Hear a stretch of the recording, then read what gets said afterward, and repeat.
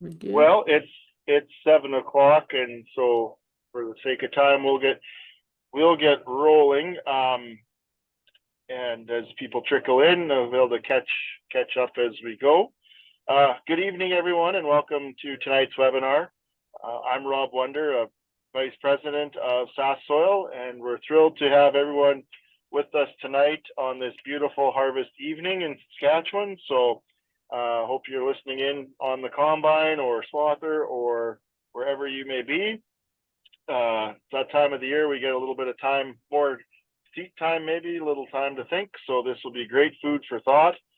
Uh, for those of us who are, for those who may be new to SAS Soil, uh, SAS Soil is a nonprofit organization dedicated to advancing agriculture systems that improve the land and environment for the future generations.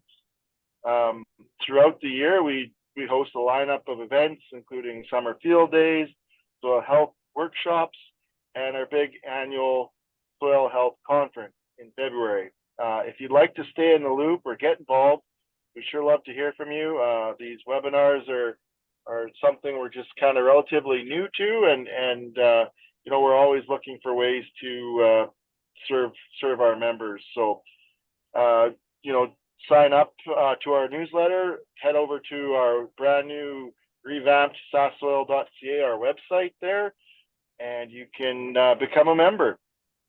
So tonight's webinar is made possible by the Farm Program, which provides free independent online learning, workshops, mentorship, and follow-up support focused on cover crops, nitrogen management, and advanced grazing systems.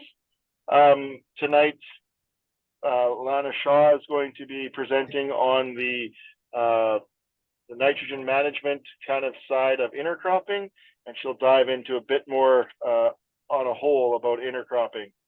So a little bit of housekeeping before we get started, please. If you have any questions for Lana, that's awesome. Just enter them in the Q&A section, and then we will save them to the end, and we will kind of put them together and present them to Lana. I know lots of times we'll have a question at the beginning, and by the time we get to the end, she's answered it. So in allowing Lana to keep her headspace and keep everything flowing, we'll just kind of do that. So just a quick note about Lana Shaw. She has a MSc from the University of Saskatchewan.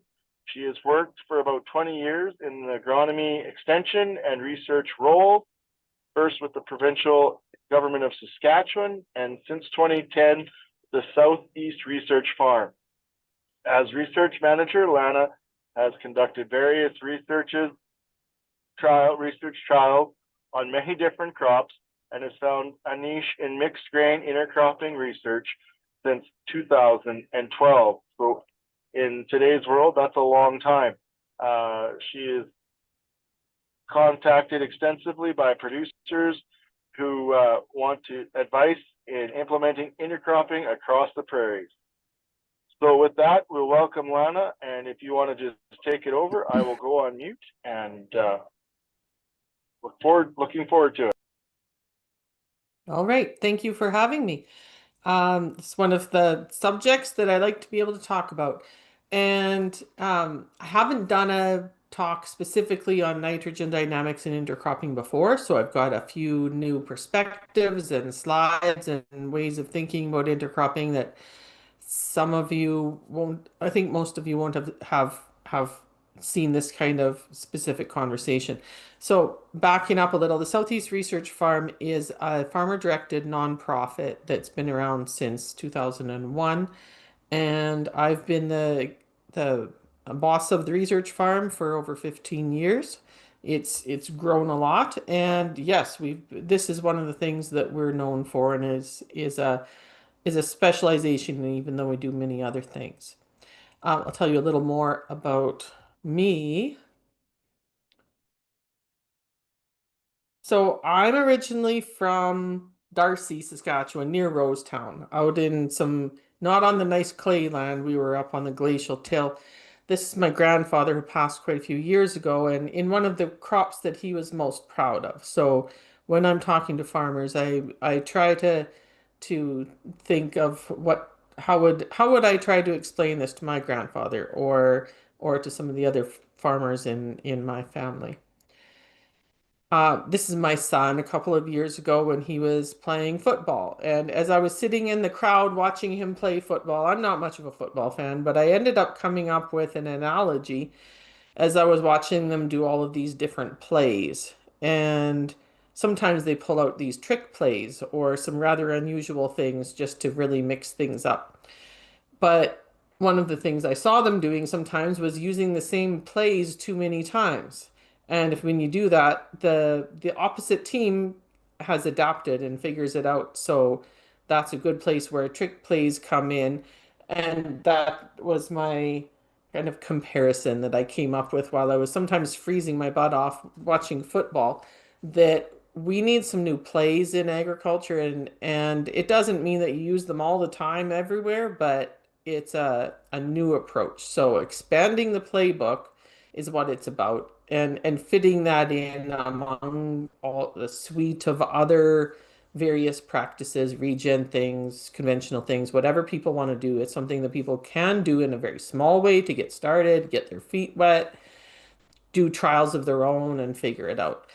The advantage of having information from other people though is or being able to get up to speed as fast as you can by learning from other people's experience and mistakes is really essential because trying to learn everything the hard way is far too expensive. So we're going to talk a bit about this. Um, it's uh not sort of fringe, sort of experimental, um, but it's not widely adopted, but it's been put to use on extensive commercial acres. So it is a tested methodology, but it's complicated. So we're going to talk about the potential nitrogen benefits. Are you always going to see these kind of nitrogen benefits from any pair of crops that you happen to throw together? No, but there are potential benefits when they're designed right and executed well. So it can reduce the need for nitrogen fertilizer inputs in the intercrop year. It can facilitate nitrogen fixation when growing non-legume crops, like something we can grow canola, we can go grow flax, we can grow oats and have nitrogen fixation going on that year and not have to just be relying on chemical fertilizer.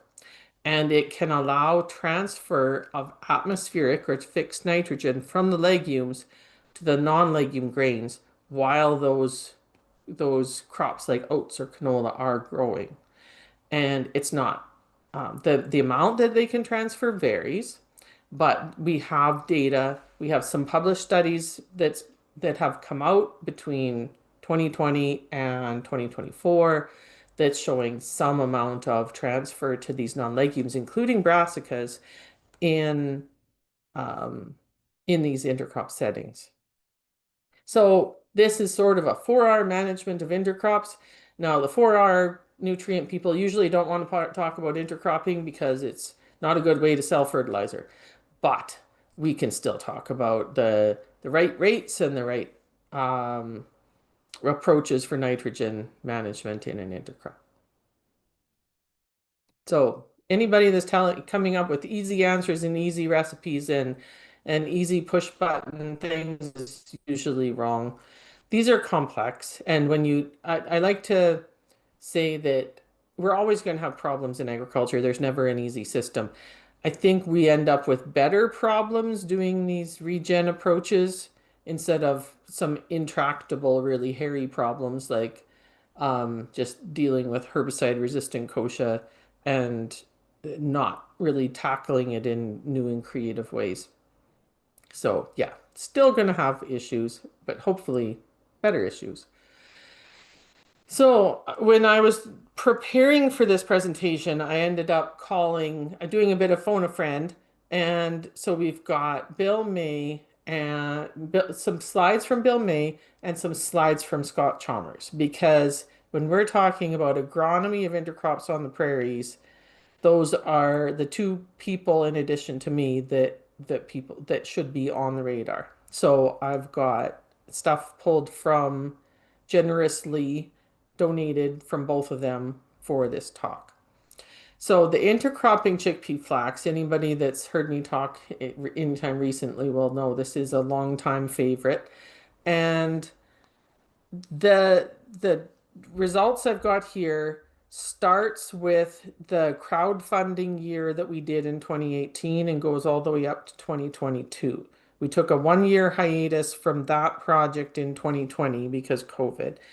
And but otherwise we did 4 years at Redvers of this experiment. And then it went on at various other sites. There's actually 18 site years in total that have been put together. It's heading for two papers for publication here really shortly. So the point was to develop an agronomic system or test an agronomic system for intercropping chickpeas with flax. What are the best management practices? How do we reduce disease pressure? Can we expand the area of adaptation for chickpeas?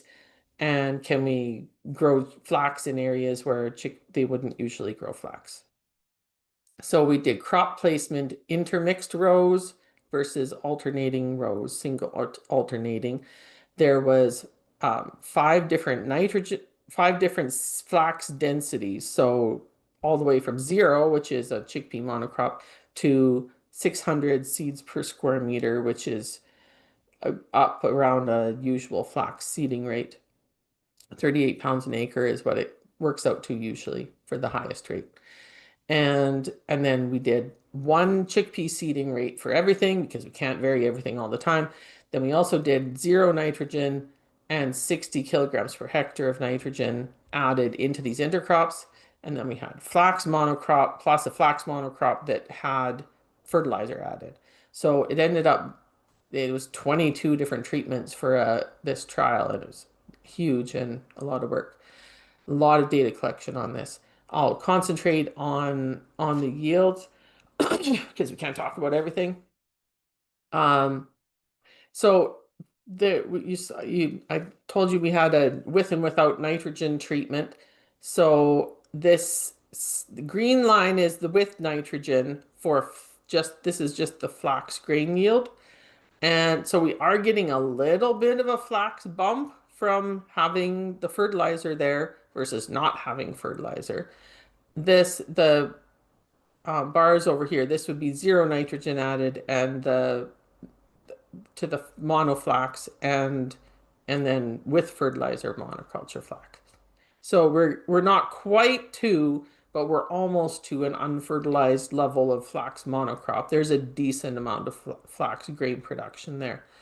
But as you're increasing the flax seeding rate, we're getting more flax. That's not a surprise.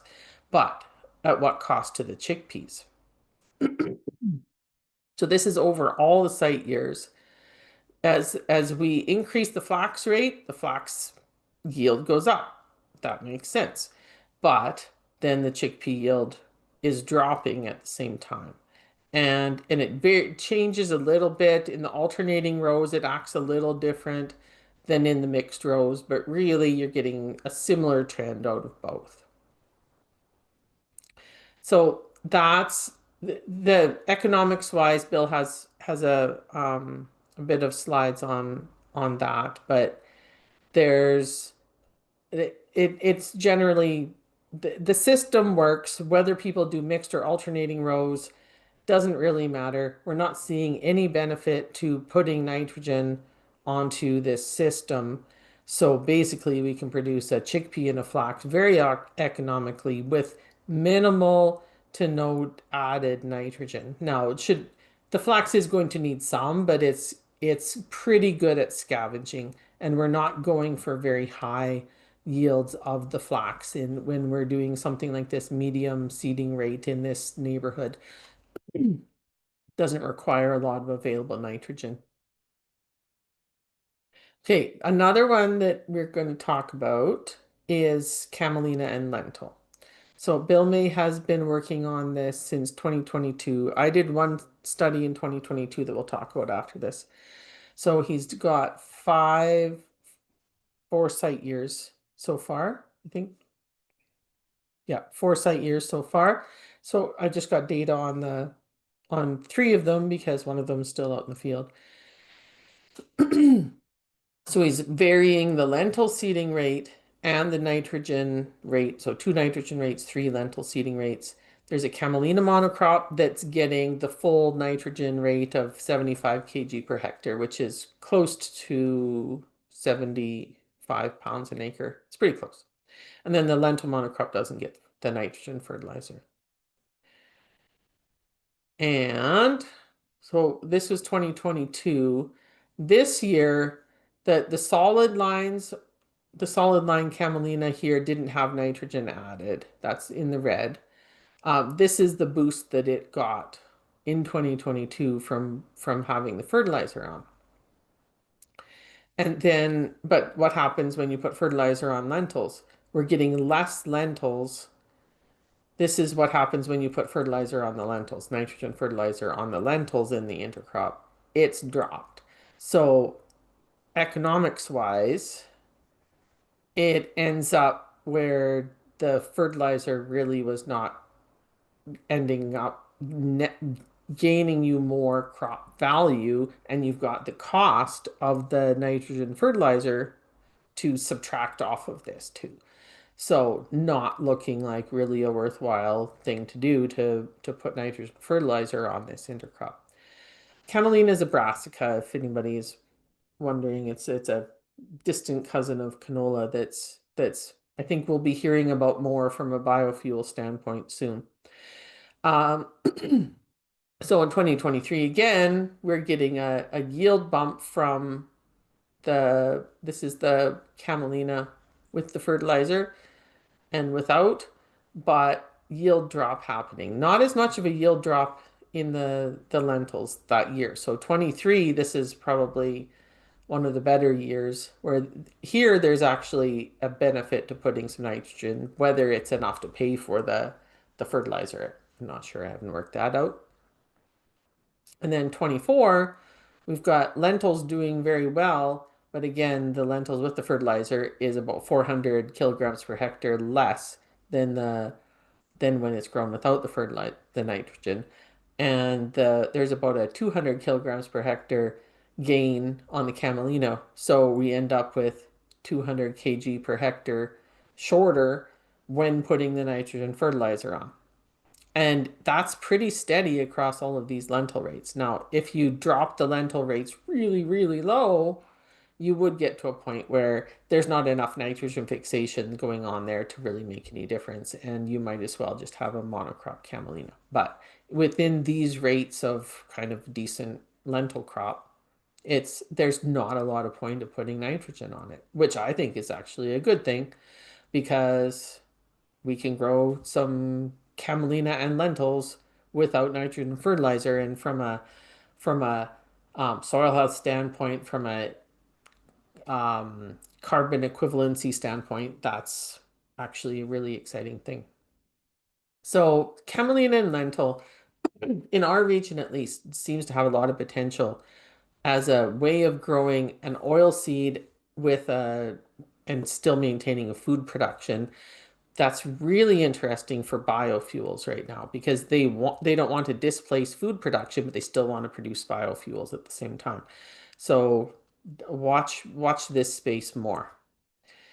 We don't know exactly what the root disease impact is on the lentils for having the camelina, but there was another trial that I was involved in that's been published lately where some of the intercrops were reducing the the economic impact of the disease, but the symptoms were still there. So it's not a magic bullet by any means for something like a root rot. It sometimes seems to reduce some leaf disease, but there could be situations. I have heard of situations where it was the intercrop was causing the canopy to be more humid, and they ended up with a bit more leaf disease in their lentils. But that was done at Fargo, so I don't know. So in 2022, mentioned this before, we did a lentil camelina intercrop at Redvers. We tried to get money for it for a second year, but we only managed to get 1 year worth of funding so far. That was one issue, but Tal was still at the research farm.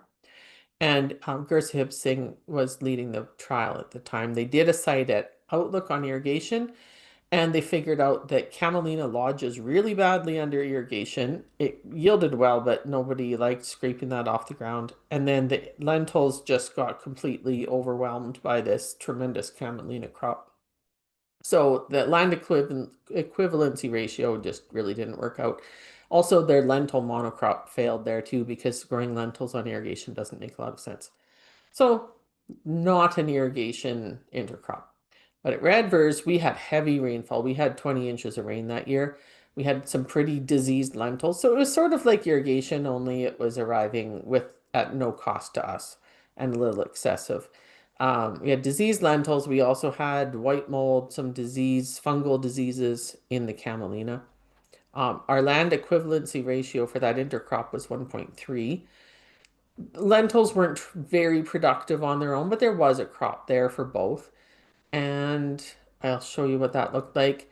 So it was a good try. It wasn't enough for me to understand the intercrop, but it was promising and interesting enough that I want to keep working on it. And I think I might have a chance to again. And I think there was some good weed competition in this intercrop, but of course, there's not much for herbicide options that you can use. Basically, it would just be edge and maybe a grass herbicide. So this was the value of the grain that we produced off of that trial. And we were varying the nitrogen rate, which is one of the good reasons that I'm talking about this trial at this in this event. So with zero nitrogen added, the camelina growing on its own produced relatively decent. There was a little bump of yield from having the fertilizer on there. I think this might have been ESN that we put on there for nitrogen fertilizer, which probably was a good thing with how much rainfall that we had. Anyways, the intercrop, um, there was less gross value from the intercrop when we were putting the fertilizer on, which is the opposite of what you're trying to achieve when you're putting on fertilizer. So again, we can produce this intercrop. There's no point in putting on much of any fertilizer on it. You're probably going to cause negative effects doing that. And so some of the things we did was 45 pounds an acre of red lentils and 4.5 pounds an acre of camelina on that, and the assumptions for how much these things are worth. That's what it looked like shortly before we harvested it for the intercrop. And if you would subtract off this intercrop value about $10 an acre for a separation cost, that based on the volume that we had. So we also in the 2000s did a rather complicated intercropping trial with Dr. Kui Lu out of Swift Current. This is the ADF report is available at Sask on the Prairie Oak Growers Association website as well as the provincial government website. We did canola at a 0, a quarter, and a half rate of nitrogen, or the recommended rate for the canola. And then same for the oat. The oat rate was lower than the canola rate for the standard. So the oat monocrop got the recommended rate. The canola monocrop got the recommended rate. There was peas that didn't get any added nitrogen. Um, so this is the adopt report number if anybody wants to check it out, and the title. There was a combined analysis of five site years. None of the reports have yield data for our Redvers site specifically. Some of the other sites were like Swift Current in 2021 had a severe drought. So some of the interpretation of it is kind of inconclusive and messier than I would have wished for how much work went into this trial. There was transfer of nitrogen from the legume to the non-legume primarily at Redvers under our good growing conditions that we actually had in 2021. And so it was 22% for the pea canola, which was larger than for the pea oat. That's probably partly because I think there was more oats contributing to yield than peas. The oats were being more competitive than what the canola was. And one of the conclusions that came out of this was that excessive competition with peas tended to reduce the nitrogen benefits in the intercrop, and that fertilization with nitrogen increased competition with the peas. So again, it's telling a similar story where you're kind of hamstringing yourself trying to do an intercrop and putting any significant amount of nitrogen onto this. But there's um, some of the results is very affected by the low yield conditions that happened at some of the other sites. Anyways, moving on from that one. So Scott Chalmers has sent me a presentation, and I've taken some excerpts, more relevant excerpts from this presentation of he that he had prepared. Getting it right, the ins and outs of intercropping, which I thought was a neat way to talk about this.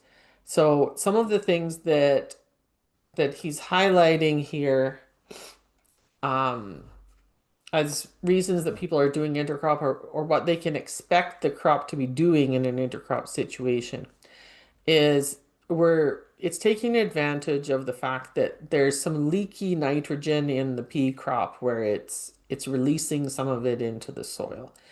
I don't know as we have that there's some references here that he's got that explain a bit more about that.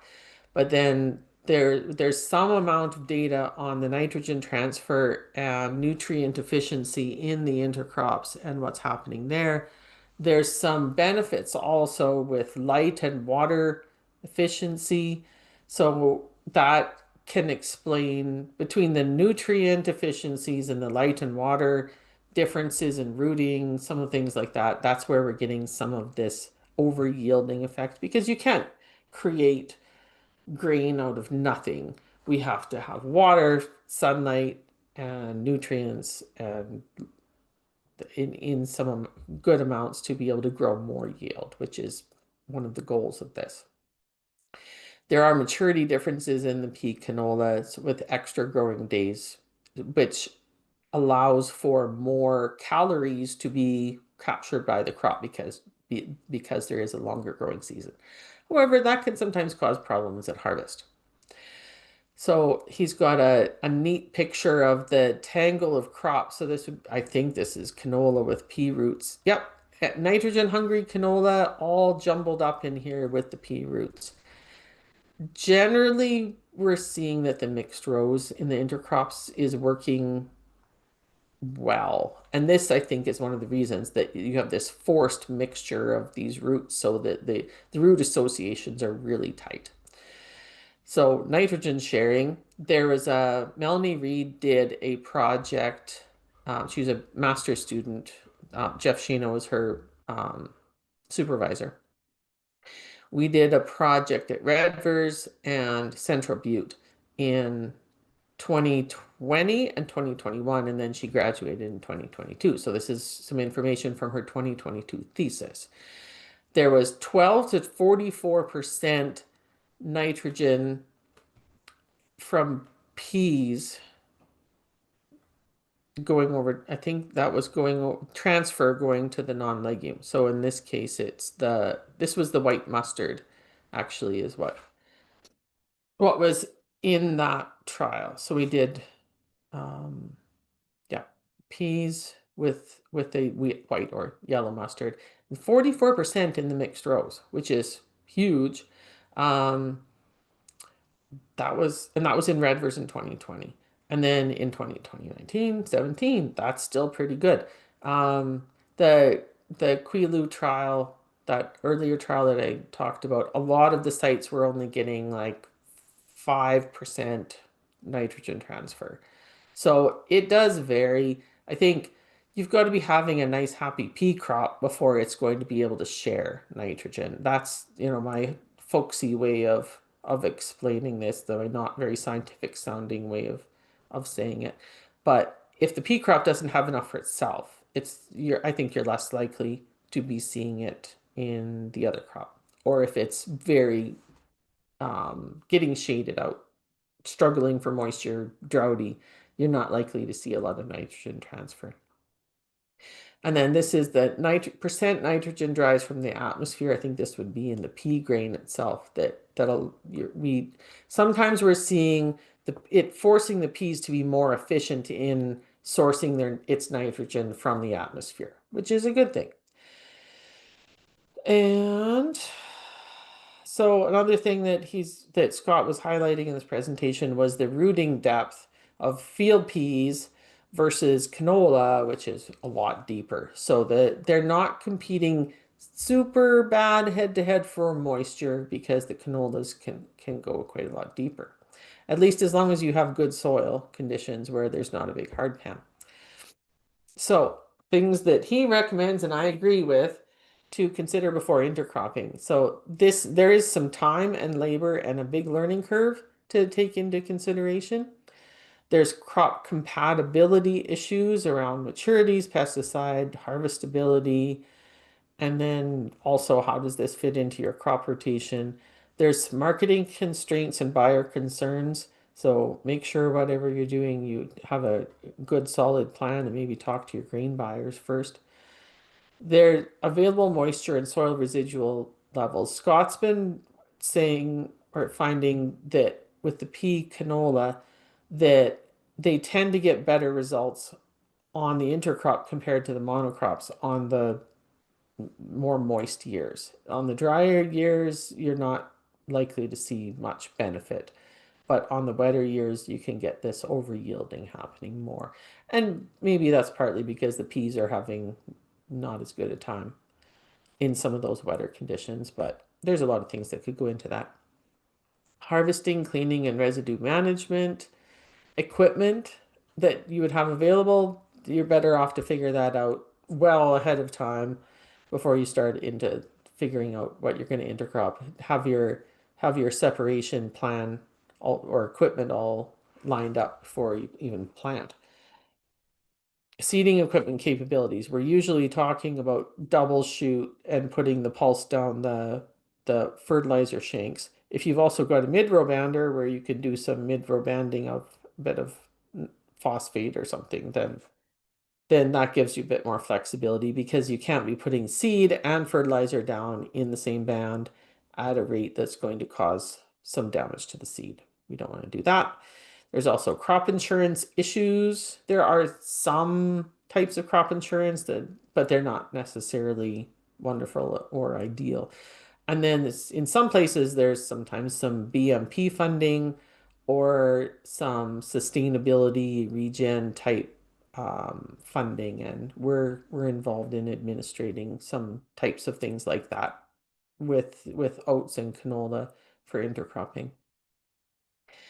So, and he says start small if you're new or experimenting. I agree, and I tend to tell people the same way. Don't take on more than you can afford to have fail, basically, because it's a steep learning curve. So what's in, according to Scott, pea canola, including with alfalfa, so underseeding alfalfa. Um, yeah, it works. The maturity lining up can be an issue sometimes, especially if you get hail and the peas and the canola are reacting differently to the hail or under some more inclement weather conditions. Sometimes that can go sideways, but it's pretty good. I've always said that though that the peas and mustard for people that can put that in their rotation is a bit of an easier one because of the maturities. Pea and oats can work. Sometimes the land equivalency ratio is not huge. It works for grain and for green feed. And the thing I like about it is that you can put some of it in a bale and you can decide partway through the year. So it basically is a backup forage that you can decide on when you see how good the hay crop is. if that's something that people are into. Fava beans and oats, I haven't done that particularly myself, or not successfully yet. But yeah, he's saying easy to harvest. Chickpea flax, we've done a lot of that. It does do a lot of disease suppression, and the land equivalency ratio. Sometimes I hit 3. That's always in a crop failure for the monocrop situation, but we can have some really dramatic benefits sometimes with that chickpea flax. There's a corn and hairy vetch, but he's recommending it for grazing only. And Scott has worked a lot on the corn and hairy vetch, so I will take whatever he has to say about it with fairly seriously. Spring wheat with sweet clover or alfalfa underseeded. That's seems to work pretty good. It's got some salinity tolerance in the sweet clover at least. Ryan hairy vetch for seed production. It's a good seed production method for hairy vetch because I don't know who would want to grow hairy vetch as a monocrop. That sounds like a nightmare. If somebody has to do seed production. So he says, in crops, chickpea, flax. I agree. This is this is a darn good system for producing both of those crops. That's what the fava bean and oat looks like. The wheat with the clover underneath, and the Ryan vetch. We've got a new project just going to be getting in the ground this fall where we're going to try Ryan vetch. What does Scott say doesn't work?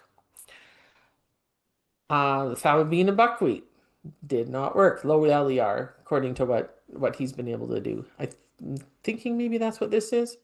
Fava bean and flax, poor threshability. So they must have had a lot of flax bolls in their sample. Soybean and flax, I know he tried this for a while. They were getting low land equivalency ratio. I think they're rooting too much at the same depth. I haven't done a lot of soybeans with flax.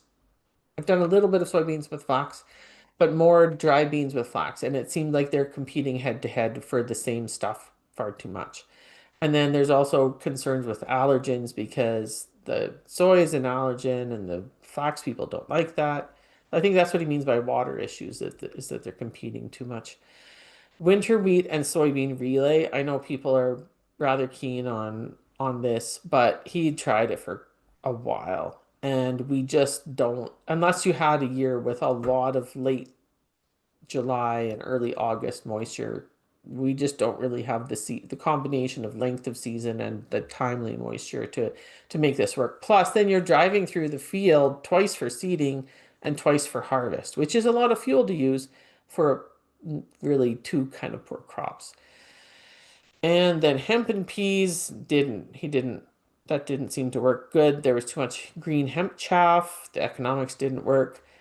Nobody wants this kind of thing going through the combine and having to deal with that turning into a moldy mess. And then this is the winter wheat soybeans, so you get a small winter wheat crop, and then you come along and trim this off. I know there's people in the States that are making this work great, but that's quite a long ways from here. Now, this is at Melita, which is it's in the southwest corner of Manitoba.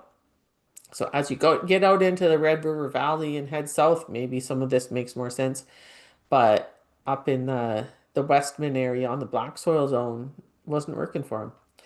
And then risky sunflower hair vetch. Yeah, that would be kind of a race between two crops. So one that'll get really tall and one that can climb really, really well. And if you had heavy moisture, that hairy vetch is a hairy monster, and it, it just grows and grows and grows. So I don't know what that would. I'm not sure what experience he's had there. Probably some good and some bad. And then corn hairy vetch for grain and silage. I guess it's sort of a do at your own risk. It might work, might be a big headache. This looks like a combine that's completely jam packed full of some peas or something like that. So we've all plugged combines, probably those of us that are involved in combines. And then anything with hairy vetch, which is some people have a love-hate relationship, and it's sometimes it just tends to hang around a lot longer than you wanted that hairy vetch to be around for. It volunteers for quite a while. So it's results with the pea canola. Scott's done a lot more work than I have over the years on peat canola. And and they're seeing that nitrogen transfer is most likely happening, but they haven't had those N15 trials to really measure it. The applied nitrogen is reducing the nodules. So again, we're sabotaging the nitrogen factory by applying nitrogen. It really hasn't helped the total yields and economics over a lot of years at that Manitoba site. But also they've got soil that would have a decent amount of mineralized nitrogen. So if you're on a soil with very low mineralized nitrogen, you're probably going to put a little on. Like think starter nitrogen, not I'm going to supply a pretty decent crop worth of nitrogen. And he's doing about 100% of a normal pea seed rate and 50% of a normal canola seed rate is what the recipe is from Scott. This is a review article that has come out in 2024 that I'm a co-author on. We took a lot of some of various people's, including my old adopt projects and demonstrations and everything and plugged it into a big review paper. So you can have a look at that. This was just one example of some of the results where again, adding nitrogen was actually reducing the land equivalency ratio in a pea barley intercrop. So once again, similar story, just different crop. So nitrogen efficiencies are really a key driver for why people are doing intercropping, for why it can make economic sense. So the and nitrogen management influences the competition between the legume and the non-legume. Adding a lot of nitrogen might give you a lot more oats, but then what's the point of growing a big oat crop with 10% peas in it that you're having to fertilize similar to a monocrop oat crop? It really doesn't make any sense. So don't sabotage the nitrogen fixation factory. For any of these to make sense, we need to put the pulse high. And so often that means picking as high a value a pulse crop or a variety or market class as you can manage in order to try to keep the value of that pulse crop up. And yep, it's all about balance and your goals. What are your goals? What are you doing? I think we're landing pretty close to on time here for having time for questions. So, what do we have for questions?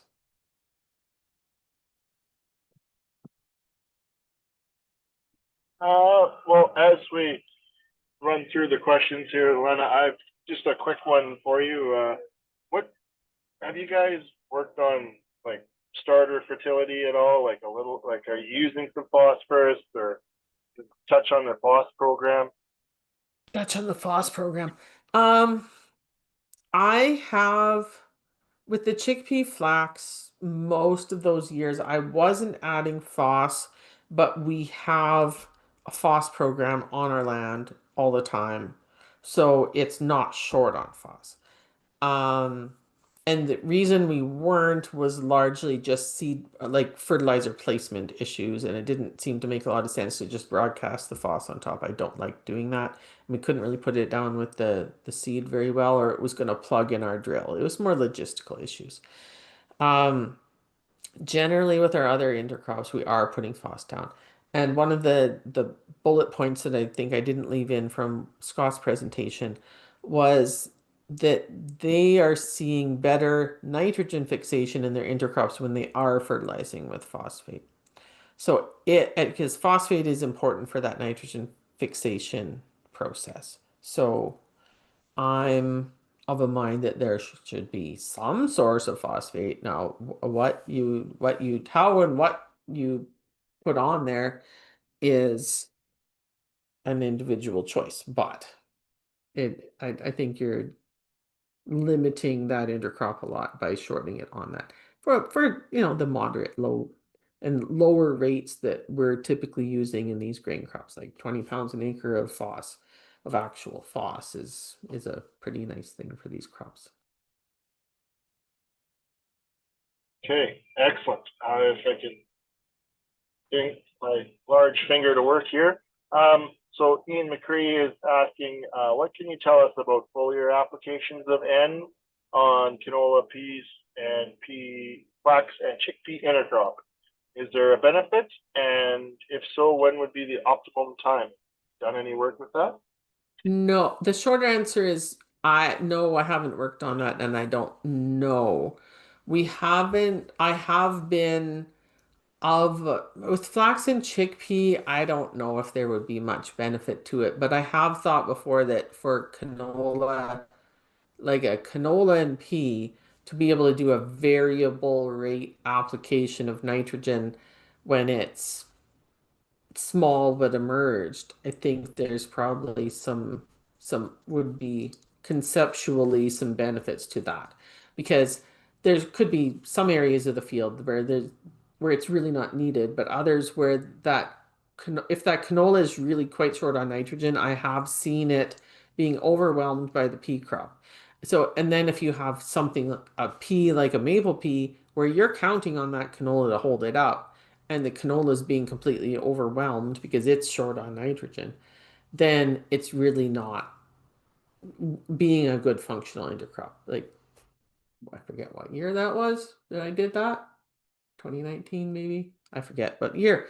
But yeah, have tried it a few times. I have seen situations where it's been a bit too short. And so being able to do a foliar makes some sense, but I don't know as I would do it in a chickpea flax. The flax is pretty good at going and finding nitrogen. If it's looking really yellow still in like late June, maybe, but it probably can get by without it.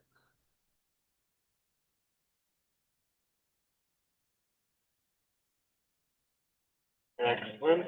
Oh, see, there's another one here.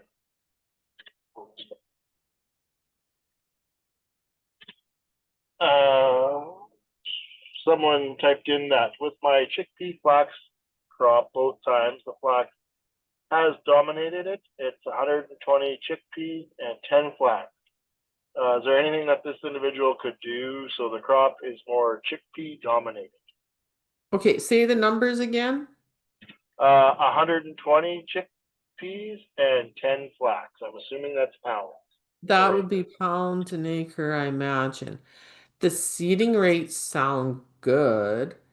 I'm wondering that sounds like a high nitrogen supply situation if that flax is doing that well. And are the chickpeas getting inoculated? Hopefully. Um, we always inoculate our sometimes double inoculate our chickpeas. Um, Placement, possibly. Like just because you put that chickpea seed in the ground, is it coming up or are you planting it too deep? What's your actual plant stand come like at herbicide timing? Do you actually have enough chickpeas there? Sometimes we've planted a lot of chickpeas and not very much came out of the ground. So I guess I don't know for sure what's going on there, but I would want to look at the actual plant densities and like residual nitrogen. Are you putting down any extra nitrogen? And then if you are stopped doing that. Or is it just on if it was on a manured ground? Well, that's a lot of nitrogen available. Excellent. Yeah, I know from my experience with intercrops, there's a bit of art to it as well, and you can kind of tweak um, the ratios a bit to get a more desired uh, outcome of whether it's one crop, more of one crop or the other, and sometimes it's just the sanity of harvest and having, like you say, mustard with peas to hold up something Mm, to hold up peas. yeah. Uh, Currently, I'm scraping peas off the ground, and it's not much fun. And And then you eat a rock and that's really expensive, right? yeah, that's right. And I'm swathing it just for that reason. And the other thing that makes a person really think is where I left the buffer between my peas and my neighbor's canola. The sprayer, the wild oats came in there, and the peas climbed that right up, and I just swathed it, just no issues. And I was like, oh, I feel like such a knucklehead. But anyway, Yeah. Well, we um, always learn something. always, yeah. I guess. Have you done any work with in regards to having a more of a relay crop and then utilizing livestock to graze, like to graze residue at all, or looked at oats and Italian ryegrass? I thought maybe you were looking at that at one point. Yeah. Yeah, we are doing some intercropped cover crops or underseeded cover crops. We've done a little. Yvonne Lawley at University of Manitoba has done a bit more on that. We have a project being funded by the Foundation for Food and Agriculture, FFAR, whatever that is. It's the American Foundation. We're doing some on-farm trials with Italian ryegrass underseeded in oats and canola. Um, Last year it worked quite neat in the Liberty canola that the Italian ryegrass survived quite nicely and took the canola off, and there was a nice little crop of Italian ryegrass there. And then same thing this year, and the Italian ryegrass got smoked by the Liberty, and we're not exactly sure why. Two different, completely different things happened in those years. Under the oats, it muddles along okay under the oats most of the time. But if you have a monster oat crop, it's probably gonna fail.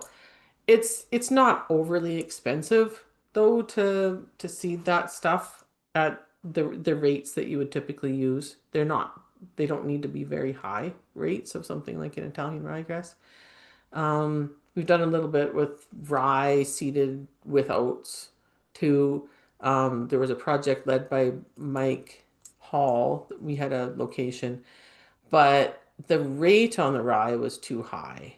And I kind of told him that before we started the trial that I thought that we were doing like 3/4 of a normal rate of rye or something quite high that's going along with the oats. If it had been 25% of that, I think it would have still accomplished what we wanted to accomplish, which is having some green cover and a bit of something for the cows to eat. We don't need a full-on crop of rye trying to grow under the oats. That's creating a little too much competition for the oats. So, yeah, there are some things like that. Um, I don't think in our region there's a I'm not sure how well the canola does, or not canola, the clover does when it's underseeded. If you're not planning to have it still growing in the spring, or if you're trying to kill it. Um, but it does work as a really neat way of establishing forage. So establishing clover cover crops, establishing alfalfa, or establishing clover for seed production is another really neat thing that people are doing. So it's a type of intercropping, but that's pretty old school, not new intercropping, just doing an underseeded forage crop. Um, yeah, that's some of the things we've been involved in. Also, perennial ryegrass underseeded in oats we've done for a bit. Yeah. Excellent. We've got another question that's popped up here. It's a pretty good one. We're got uh, some experienced people on the call here tonight that are got some really good questions. So, to what Tricky extent? questions, I hear. What's that? Sorry. It must sounds like a tricky question then. I like it. Yeah, it's from Asher Jail. I hope I didn't butcher your name too badly. I apologize. But they're asking, to what extent does intercropping induce competitive interactions of macro and micronutrients among plant species? So how much is there's of course competition for all of those nutrients. All of the crops are using all of the nutrients. The only one where there's really a huge amount of differentiation on competition is when legumes are involved with nitrogen. Is there maybe some differences in ability of uptaking certain minerals like phosphate? Probably yes. There's the brassicas don't associate with mycorrhizal fungi, but so because that would be a means for the crops to kind of exchange or share some of those nutrients. Um, but they still seem to be sharing nitrogen, so maybe there's some way for them to be mutually beneficial. Um, so yes, there's competition. I I think a properly designed intercrop has enough benefits that it's not a cutthroat competition where everything, zero sum, everybody loses kind of a competition. I think of it more as friendly competition. So a properly designed intercrop should look like friendly competition, not there's a one winner and one loser. Right. Yeah, very good answer. We got one more question here, and I think this will be the last one that we do. Um, yeah, Joe is asking, he'd like to know more about the corn hairy vetch combination.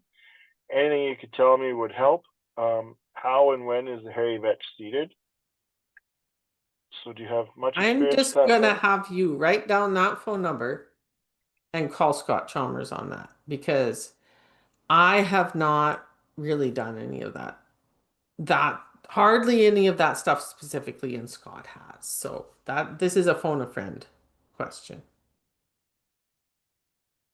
Excellent. Yeah, that's a great, that's probably the best way to handle that for sure. So yes, well, thank you very much, Lana, for your presentation, and it was really good. Always, like you say, always learning. Um, thank you, everyone who took time out to listen in with us. It'll be on YouTube here on our YouTube channel later on once we get that. Let's see, get that all sorted out. So it'll be able to see it again. And if you did uh, found value, make sure you guys share the YouTube link with someone who might be interested in it. Um, so yes, and thanks for attending. So our next webinar will be on September 25th with the one and the only Joel Williams talking about nitrogen management. This will be kind of an intro to his big visit coming in November. Joel will be on the road with SAS Soil, hosting 8 workshops across the prairies, November 12th through to the 21st. Registration for all of those events will be open very soon on our website.